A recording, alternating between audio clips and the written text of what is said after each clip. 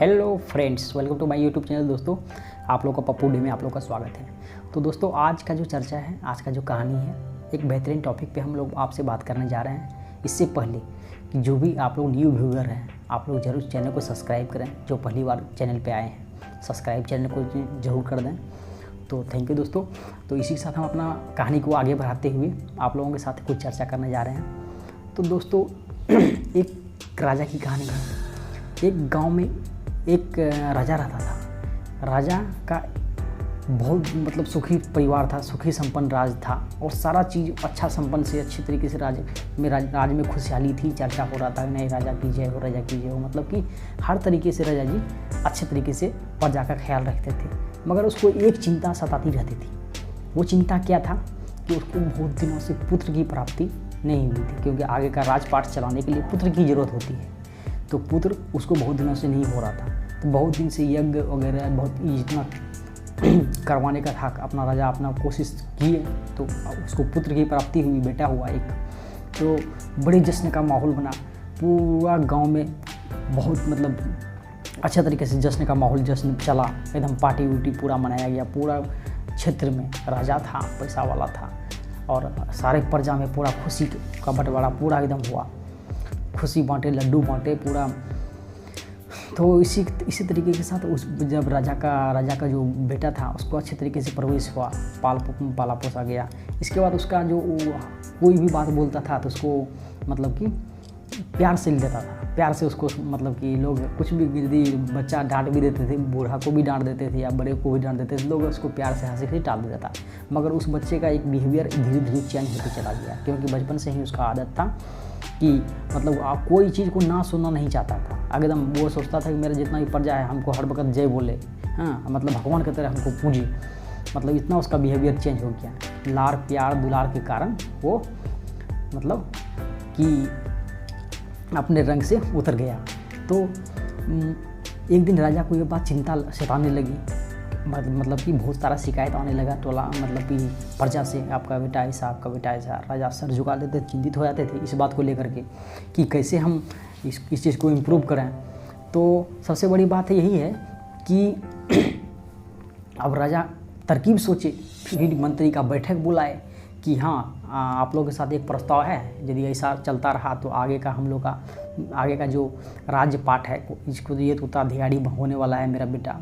जिस तरह इसका ऐसा बर्ताव होने के कारण ये राजपाट के लिए मुझे खैद है। हमको बहुत आगे डर लग रहा है। कैसे राजा साहब मंत्री बोले, राजा साहब इतना मत बोलिए, नहीं तो प्रजा चिंतित हो जाएगी। तो कहले तब इसका क्या उपाय है? कैसे एक उपाय है, आप गुरु जी का आश्रम भेज दीजिए, वहाँ तो मुर्दा भी सुधर किया जाता है।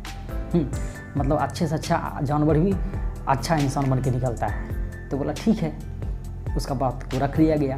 बोला ठीक है। अगले दिन ही राजा तैयार हुए और अपनी बेटी को लेकर के कि आश्रम चलेगी गुरुजी के आश्रम में। गुरुजी के आश्रम में एक वहाँ पे नियम सिस्टम सारा चीज़ लागू हुआ था। तो गुरुजी को सारा चीज़ अकेले में जाके बात बताए कि मेरा बेटा है, ऐसे ऐसे कार्यक्रम उसका चल रहा है, ऐसा ऐसा बिहेवियर है, सारा चीज़ गुरुजी से आप चर्चा कर लिए साइड में जाकर के। इसके बाद अब चर्चा था कि गुरुजी बोले ठीक, आश्वासन दिए, आप चिंता मत कीजिए, हम इसको इस तरह सुधार देंगे, आप कभी सोचिएगा कि ऐसा था ये।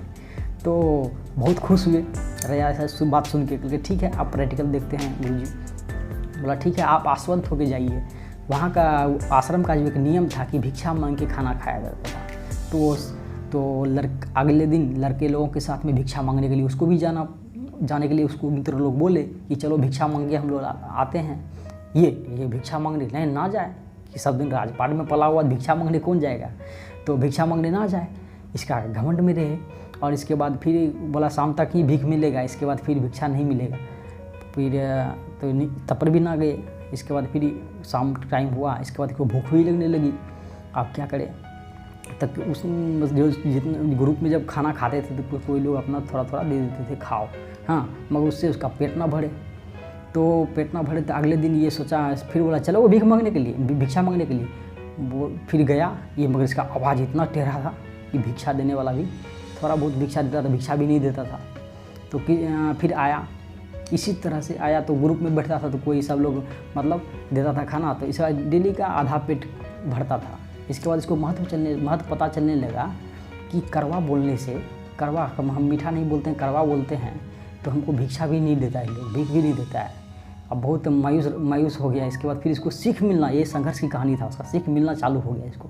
इसके बाद 1 महीना तक, इस 1 महीने के बाद उसको अच्छे तरीके से भोजन मिलने लगा, भरपेट खाने लगा, क्योंकि इसके इसमें बदलाव आने लगा। तो एक दिन गुरुजी ने उसको बुलाया कि जिसको तो बुलाया, राजा का बेटा का नाम था नंदन को बुलाया। तो नंदन आया। इसके बाद बोला राजा गुरुजी, हाँ गुरुजी प्रणाम। तो बोला बेटा तुम फूल ला दो, गुलाब का फूल ला दो। बोला हाँ गुरुजी।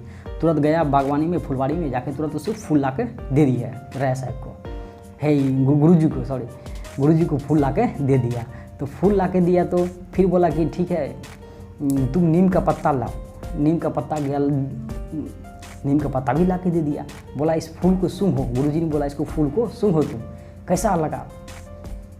फिर सूंघा, वाह गुरुजी, पूरा एकदम फूल का बड़ाई किया, एकदम मतलब अच्छे तरीके से उसको बताया, वाह क्या सुगंध है। तो फिर इसके बाद बोला कि नीम का पत्ता को फिर तुम खाओ, नीम का पत्ता खाओ, इसके बाद स्वाद बताओ। खाया तो बहुत कड़वा लगा, बहुत अशब्द बात बोला है, पूरा एकदम पानी पीने लगा, उल्टी कर थूक बिगने लगा। तो गुरुजी बोले, इसी तरीके गुरुजी हंसने लगे। इसके बाद ये कुल्ला उल्ला करके आए। गुरुजी आप हंसे क्यों? ऐसा तो होता रहता है ये तो बोला गुरुजी बोले देखो बेटा, जिस तरह तुमको फूल सूंघने के लिए दिया गया, तुम उसका बड़ाई किए, इसी तरह नीम का पत्ता तुमको खिलाया गया, तुम उसको उल्टी कर दिया, थूक बेच दिया। तो इसी तरह तुम अपने राज्य में भी किसी से बड़ाई लिया नहीं जाता है, किसी से मतलब कि ज़बरदस्ती दिया नहीं जाता है, मतलब कि उसको ज़बरदस्ती किसी से अपना नाम वाहवाही करवाना नहीं होता है। वो अपने से यदि तुम्हारे में गुण रहेंगे तो अपने लोग तो आपको बड़ाई करेंगे। तो इसी तरीके से तो फिर जिस तरह वो समझ गया, सारी बातों को समझ गया, इसी तरह नीम के पत्ते का भी उदाहरण बताया कि ये है कड़वा। तो कड़वा का तुम कैसा शब्द निकाले, तो गुलाब के बारे में तुम कितना अच्छा बोले, फूल के बारे में। तो इसीलिए ये सब बात को सीख करके उसको बहुत कुछ सीख मिला। इसके बाद फिर उसको राजनंदन को फिर राजा के दरबार चला गया। इसके बाद वो सारा चीज़ समझ गए थे और अगले ही दिन वो उसको राज्य का आगे चल के वो राजा बने। और इसी कहानी से हम यही सीख मिलते हैं दोस्तों कि हम लोगों के अनुसार से कि हम लोग सब लोग जानते हैं कि गुण की पूजा होती है, अब गुण की पूजा नहीं होती है। यदि आप में गुण रहेगा तो आपका ज़रूर पूजा होगा। तो थैंक यू दोस्तों, इसी के साथ हम अपना वाणी को विराम देते हैं। मैं पप्पू डे। तो आप लोगों से जितने भी न्यू व्यूवर हैं, आप लोग चैनल को सब्सक्राइब जरूर करें और बेल आइकन को भी दबा दें, नोटिफिकेशन को भी दबा दें, ऑन कर दें, ताकि आपको ऐसी नॉलेजदार वीडियो आपको मिलती रहेगी। तो दोस्तों थैंक यू, बाय बाय।